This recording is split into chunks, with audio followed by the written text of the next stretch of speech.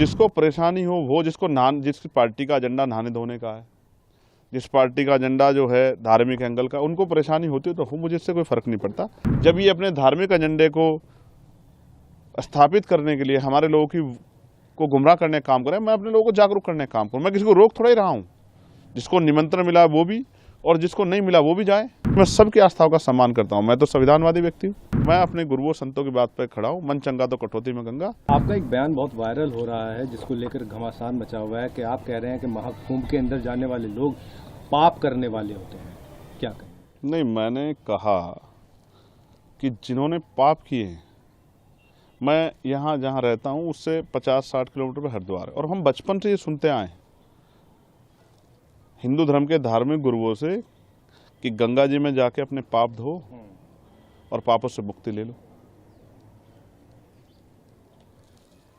ना मैंने पाप किए, मैं तो अपने हक वंचित समाज को उनके पैरों पर खड़ा करने के लिए, उनके साथ जो जुल्म हो रहा है उसको रोकने के लिए काम कर रहा हूँ।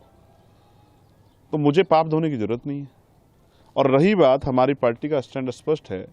जिन संतों गुरुओं महान पुरुषों के रास्ते पे, विचारधारा पे हम लोग चलते हैं। हम पाप और पुण्य में बहुत भरोसा भी नहीं करते, हम तो कर्म में भरोसा करते हैं। तो जिसको परेशानी हो, वो जिस पार्टी का एजेंडा नहाने धोने का है, जिस पार्टी का एजेंडा जो है धार्मिक एंगल का, उनको परेशानी होती है तो मुझे इससे कोई फर्क नहीं पड़ता। मैं तो सतगुरु रविदास जी महाराज को मानने वाला व्यक्ति हूँ। मन चंगा तो कटौती में गंगा। मैं क्यों जाऊँ मथुरा काशी, मैं बेगमपुरा का वासी। मेरा मन साफ सुथरा है तो मुझे कहीं जाने की जरूरत नहीं है। मेरा मन इस देश के प्रति, इस देश के लोगों के प्रति, गरीबों के प्रति, किसानों के, कमजोरों के, हर व्यक्ति के सम्मान के लिए और उनकी परेशानियों को हल करने के लिए। बाकी जिसको जो सोचना है, कहना है, वो कहता रहे, मुझे इससे कोई फर्क नहीं पड़ता। मैं अपनी बात पर तटस्थ हूँ। वहाँ इतने मंत्री, साधु संत और मुख्यमंत्री, खुद प्रधानमंत्री को न्योता मिल गया, तो वो सब जा रहे हैं, तो क्या वो सब पापी हैं? देखिए, मेरी बात सुनिए। जब वो वहाँ जा रहे हैं और आपने याद दिला दिया, तो मैं मुख्यमंत्री जी से कहूँगा, प्रधानमंत्री जी से, जब वो जाएं तो इलाहाबाद में जो लाशें कोरोना काल में हमने देखी थी, उन लोगों के लिए भी जिनका अंतिम संस्कार भी नहीं करा, उनके लिए भी प्रार्थना कराएं। क्योंकि वो आपकी सरकार की निकम्मेपन की वजह से हुआ था। आप मेडिकल फैसिलिटी नहीं दे पाए थे। जिन लोगों को चिता नसीब नहीं हुई, क्योंकि हिंदू धर्म में तो कहा जाता है कि उनको अग्नि जो है उनके पार्थिव शरीर को मिल, जिनको नहीं मिल पाई उनके लिए भी प्रार्थना कर लेना, अगर आपकी आंखें खुल जाएं। तो मैं तो स्पष्ट तौर पर कहना चाहता हूं सरकार को और मुख्यमंत्री जी को कि जितना पैसा उन्होंने इस कुंभ में लगाया, अगर उतना पैसा वो इस प्रदेश की चिकित्सा, शिक्षा और रोजगार देने में नौजवानों को लगाते, तो बहुत सारे लोगों के परिवारों के आंसू सूख जाते, बहुत सारे लोगों को न्याय मिल जाता, बहुत सारे लोगों को आगे बढ़ने का अवसर मिल जाता। उसमें तो सरकार फेल दिख रही है। नहीं तो सीधा सीधा मंत्री, कई सारे लोग कह रहे हैं कि महाकुंभ पर जो इस तरह की बात कर रहे हैं चंद्रशेखर, वो कौवा है, बाग में बैठे हुए कौवा है, जबकि सब लोग कोयल की भाषा बोल रहे हैं। अब ये सरकार इंसानों की रखवाली नहीं कर पा रही, पशु पक्षियों की क्या रखवाली करेगी? मैं स्पष्ट तौर पर कहना चाहता हूं कि सरकार फेल है, और जो मंत्री और सरकार के लोग जा रहे हैं, मैं उनको बस याद दिलाऊंगा कि जब वो जाएं तो सनी यहाँ जिनकी मुजफ्फरनगर में पीट पीट के हत्या कर दी, उनके लिए भी प्रार्थना कर लें। जब वो जाएं तो जिनकी 5 लोगों की, मुस्लिम समाज की, यहाँ मेरठ में हत्या कर दी, उनके लिए प्रार्थना कर लें। वो जो बच्चा जिसने पार्लियामेंट के सामने जाकर जितेंद्र ने खुद को आग के हवाले कर दिया न्याय न मिलने पे, बागपत के उस बच्चे के लिए भी प्रार्थना कर लें।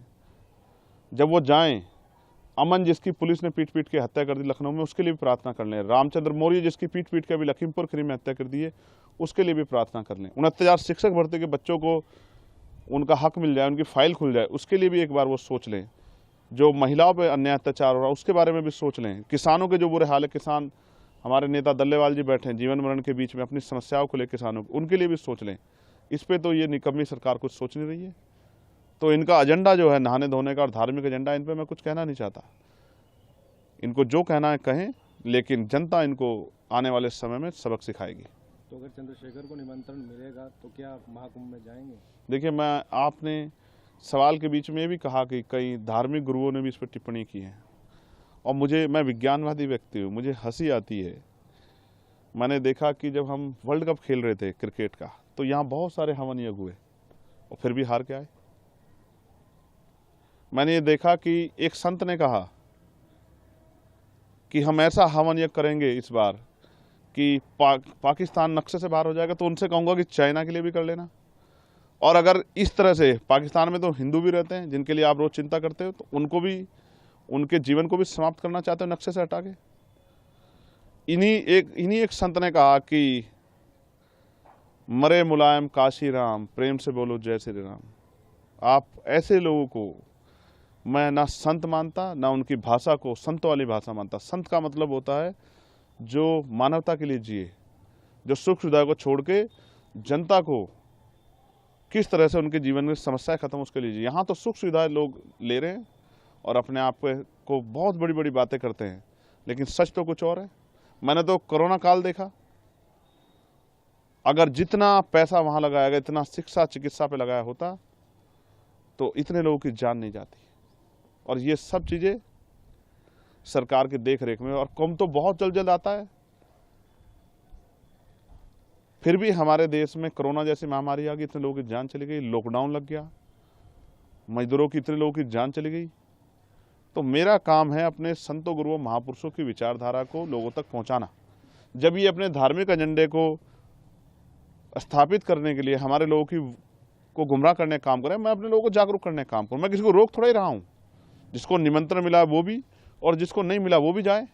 लेकिन मैं याद दिलाऊंगा कि ये संत ही थे जो जब राम मंदिर का शिलान्यास हुआ तो इन्होंने प्रधानमंत्री पे बहुत सारे सवाल खड़े किए थे, इस भाजपा पे सवाल खड़े किए थे, इनके जो है उस कार्यक्रम पे, तिथि पे सवाल खड़े किए थे। इन्होंने तो किसी की नहीं सुनी। ये तो खुद को आस्था का सबसे बड़ा स्वरूप बताते हैं। मैं तो वैज्ञानिक दृष्टिकोण की बात कर रहा हूँ। मान्यवर काशीराम साहब जो हमारे नेता हैं, मैं आखिरी तौर पर आपसे कह रहा हूँ, मैं उनको गुरु मानता हूँ, मैं उनका चेला। उन्होंने कहा, उन्होंने पंडाल लगाया, उन्होंने कहा जिनको इस जन्म में मुक्ति चाहिए, अपने दुखों का नाश करना है, वो हमारे साथ आ जाएं, और जिनको अगले जन्म की परवाह है वो कुंभ में चले जाएं। तो मैं तो इसलिए आपसे कहना चाहता हूं कि मान्यवर काशीराम साहब ने रास्ता दिखाया, अगर दलित, पिछड़े, आदिवासी, अल्पसंख्यक समाज के लोग, मुसलमान, जैन, सिख, बौद्ध, ईसाई, पारसी, उनके साथ जो हिंसा हो रही है, उनके साथ जो जुल्म हो रहा है, उनके अधिकारों पर जो हमला हो रहा है, अगर उनको अपनी समस्याओं से मुक्ति चाहिए, इस जीवन में अच्छा जीवन चाहिए आत्मसम्मान का, तो उनको आज़ाद समाज पार्टी के साथ, चंद्रशेखर के साथ आना चाहिए, तभी उनका भला हो सकता है। बाकी तो ये तो चलता रहेगा। सरकार जिस एजेंडे की सरकार है, जिस विचार सरकार, वो उस पर काम करेगी, और वो अपना काम कर रहे हैं, हम अपना काम कर रहे हैं। इससे किसी को परेशानी नहीं होनी चाहिए। और बाकी मैं सबकी आस्थाओं का सम्मान करता हूँ। मैं तो संविधानवादी व्यक्ति हूँ। मैंने किसी को कब कहा कि भाई आप जाओ ना जाओ। मैं तो ये कह रहा हूँ कि मैं अपने गुरुओं संतों की बात पर खड़ा हूँ। मन चंगा तो कटौती में गंगा, जिसका मन साफ सुथरा, उसको कहीं जाने की जरूरत नहीं है। नहीं, आप उसमें आपके बयान में कह रहे हैं कि जिसने पाप किया होगा वही जाएगा। मैं फिर आपको दोहराऊंगा, मैं यहाँ रहता हूँ, मुझसे 60 किलोमीटर पे हरिद्वार है, गंगा जी का स्नान करने लोग जाते हैं। ये हिंदू धर्म के धार्मिक गुरु ये भाषा बोलते हैं, कहते हैं यहाँ स्नान करोगे, डुबकी लगाओगे तो आपके पाप दूर हो जाएंगे, ये हवन यज्ञ करोगे तो आपके ग्रह सब ठीक हो जाएंगे, आपकी समस्याएं खत्म हो जाएंगी, आपका जीवन लंबा हो जाएगा। मैं तो वही बात कह रहा हूँ जो ये कहते हैं। मैंने क्या गलत कहा? लेकिन मैं नहाने धोने की राजनीति नहीं करता हूँ।